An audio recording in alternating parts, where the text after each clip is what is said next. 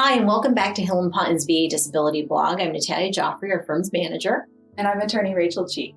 So last time we talked a lot about PTSD and a 70% rating. And we really got into that because I guess it's probably one of the more common ratings, right, for PTSD. Even if it's not common, it should be. A lot of veterans fall within that, at least that 70% criteria. Okay.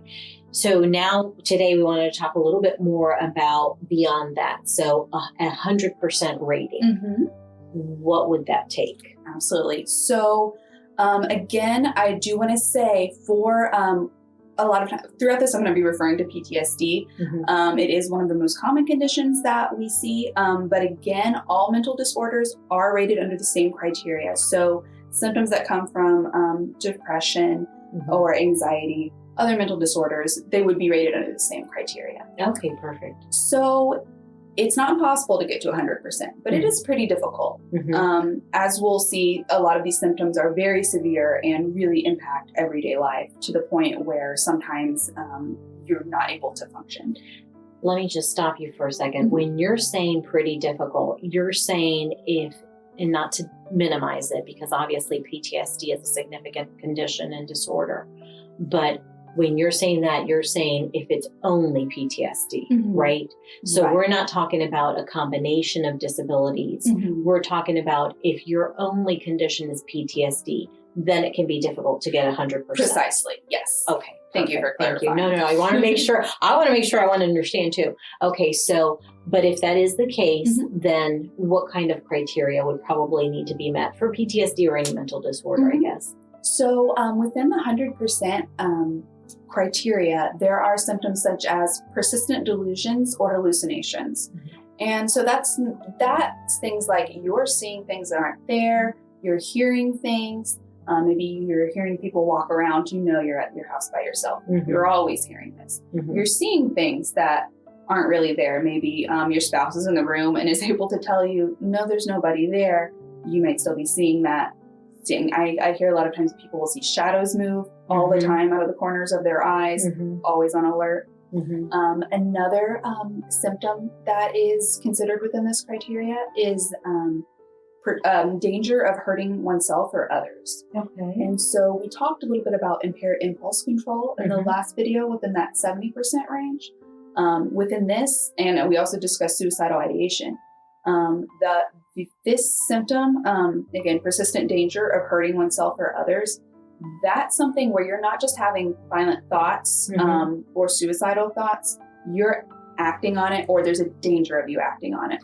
So this would be someone who's been hospitalized for suicide, or someone who's had attempts. You don't necessarily have to be hospitalized, but recurrent attempts over and over. Someone who is having these thoughts of hurting maybe their family members. Sometimes, this condition is so severe, it makes you do things or makes you consider things that you would never really consider. So it can be something like that. Unfortunately, a lot of times there can be the domestic violence involved, and that's a danger, persistent danger of hurting others. So having those issues or having those instances documented, it's really important. Absolutely. So if you have an occasion where something like that should occur, is that something you should talk about at your doctor's appointments or at a CMP exam? Absolutely. You need to be honest. You have to let them know what's going on. Of course, obviously, if something's ongoing, you want to get help as soon as you can. Right.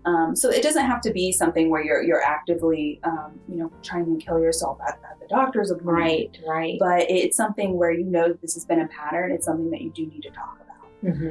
Another criteria that we actually see a lot that I don't see discussed enough in CMP exams. I don't see it addressed. It's what's called intermittent inability to perform activities of daily living. Okay. That's things like showering. That's things like preparing meals, getting out of bed. A lot of times, this is something that's common, especially with depression or depressive symptoms of PTSD, a lot of times I'll speak to clients and they'll say, you know, I haven't showered in 3 days. I can't be bothered to change my clothes. Yeah. I wouldn't eat if my wife didn't check in on me. Mm-hmm. So things like that, that's the inability to do those things, because it's you may be physically able to do those, but this is considered when your mental condition is so severe Mm-hmm. that you're just not able to have the motivation to do it. You're not able to mentally work up the nerve to just do these normal day-to-day activities. Things that seem so basic to us, like you get out of bed, you brush your teeth, you know, make yourself some breakfast or whatever it is that your routine is.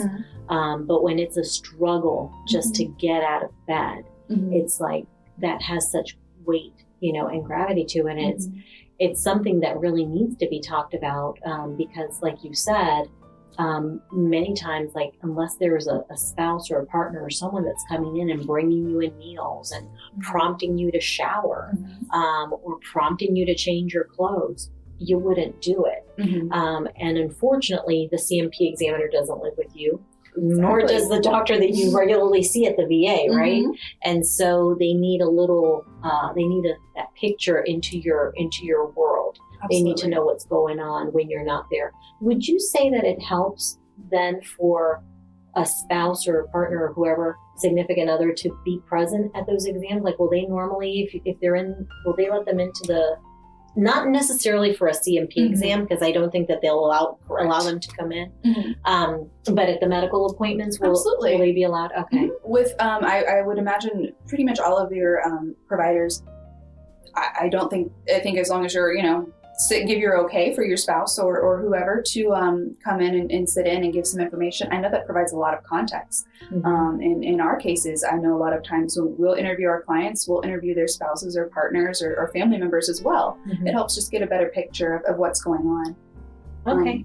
And an important thing to talk about as we're talking about 100% is, again, this is a very severe, basically the condition is so severe that it's completely disabling. A lot of times for the VA, that will raise the question of whether the veteran is competent to handle their own funds. And that's something that we can address, I think, maybe later on. I think we should, because I know that comes up a lot. And so I do think that it merits its own time. Absolutely. To discuss it. Okay, great. Well, we're going to talk about that some more. But in the meantime, if you have any questions, please feel free to visit our website or call our office. Thank you.